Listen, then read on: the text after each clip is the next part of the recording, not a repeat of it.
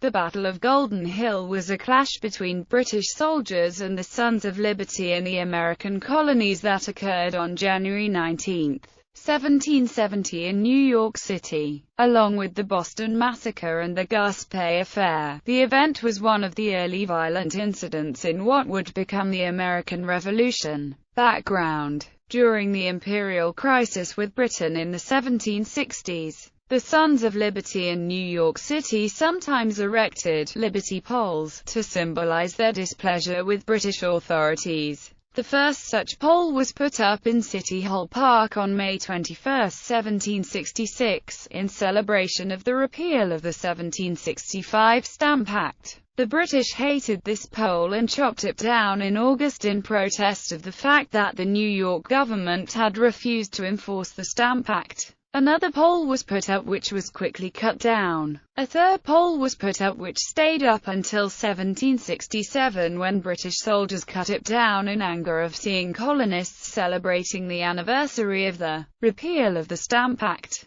A fourth was put up, this time secured with iron bands. In 1767, the Quartering Act was passed, which the New York government mostly left unenforced. Parliament reacted to this by dissolving the Assembly and replacing it with one that did agree. The Sons of Liberty posted a broadside called, "To the betrayed inhabitants of the city and colony of New York." In response, the British blew up this Liberty pole on January 16 in response to the broadside, and because soldiers were upset, only £1,800 went into supporting the act. They left the remains of the pole on the door of a tavern owner named Mr. Montenay. The Redcoats also posted their own handbills which attacked the Sons of Liberty as the real enemies of society, who thought their freedom depended on a piece of wood. Event: on January 19, 1770, 6 weeks before the Boston Massacre, Isaac Sears and others tried to stop some soldiers from posting handbills.